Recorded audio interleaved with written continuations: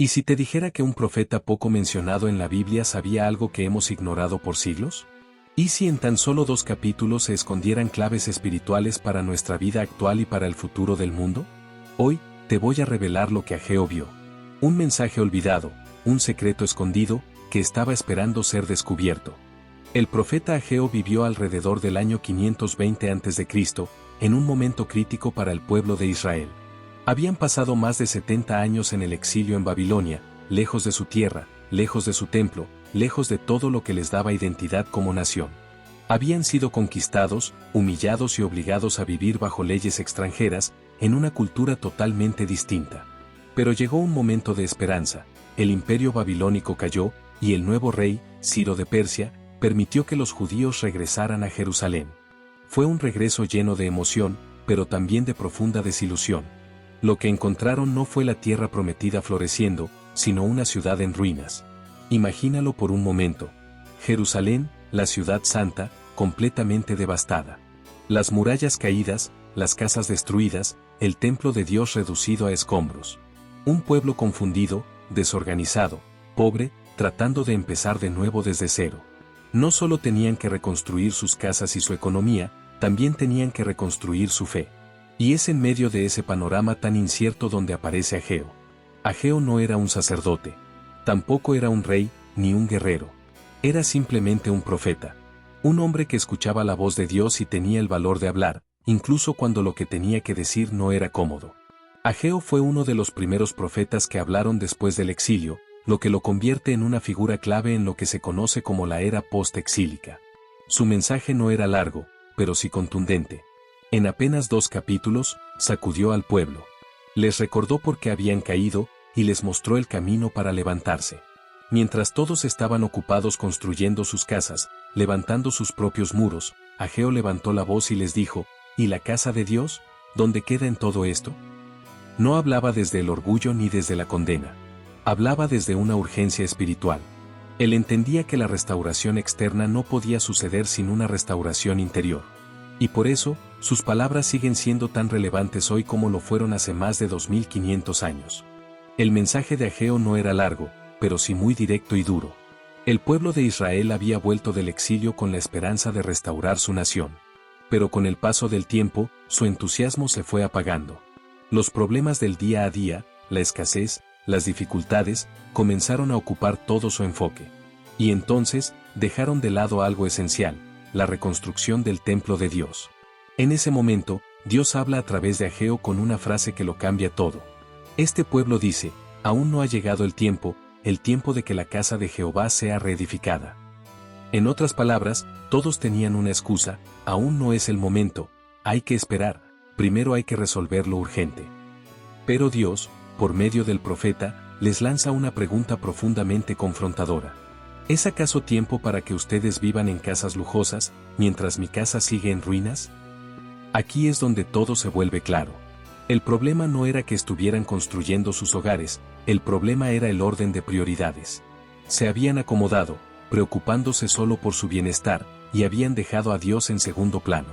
Y entonces, Ageo les muestra una realidad que muchos no querían ver, todo lo que estaban haciendo no les estaba funcionando.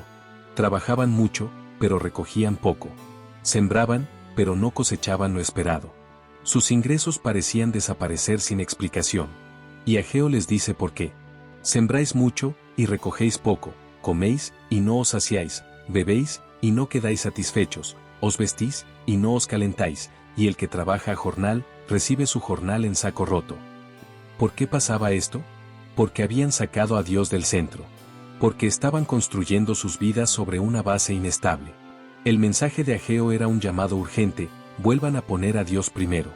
Edifiquen primero su casa, y todo lo demás se ordenará. No era un reproche sin sentido. Era una advertencia, pero también una invitación a reencaminarse, a alinear sus prioridades con lo eterno.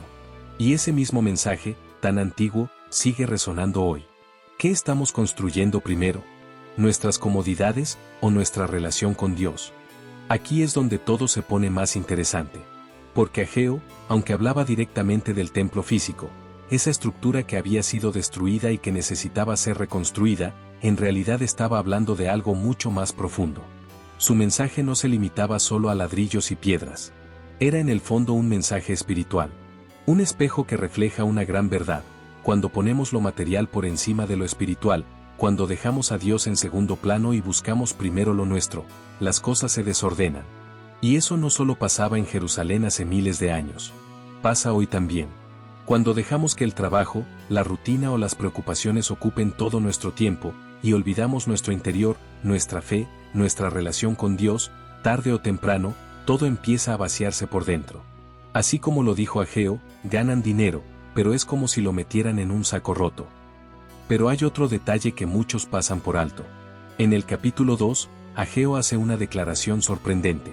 Dios dice, a través de él: vendrá el deseado de todas las naciones, y llenaré de gloria esta casa. ¿Quién es ese deseado?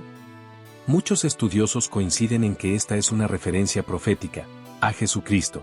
Más de 500 años antes de que naciera, ya se estaba anunciando su llegada.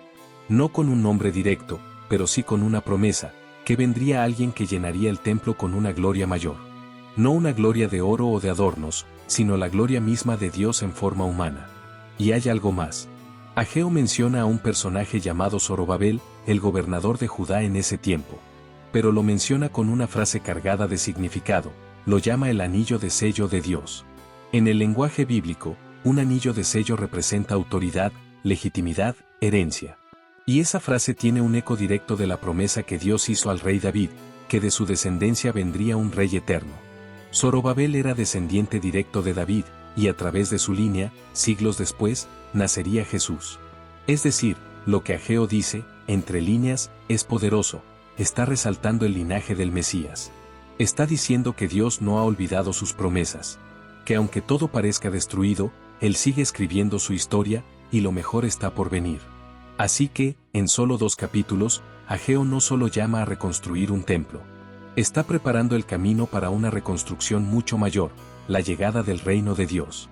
Puede que hoy no estemos reconstruyendo un templo físico como en los tiempos de Ageo, pero eso no significa que el mensaje haya perdido valor. De hecho, hoy seguimos construyendo templos, solo que son de otro tipo. Construimos nuestra vida, nuestra fe, nuestra familia, nuestro propósito, y si no tenemos cuidado, también podemos dejar esos templos en ruinas sin darnos cuenta. Nos enfocamos tanto en trabajar, en pagar cuentas, en lograr metas, en alcanzar éxito que podemos terminar olvidando lo esencial, a Dios. Lo dejamos fuera de nuestras decisiones, de nuestros planes, de nuestro tiempo. Exactamente como lo hizo el pueblo en tiempos de Ageo. Y entonces, aunque lo tengamos todo, algo nos falta.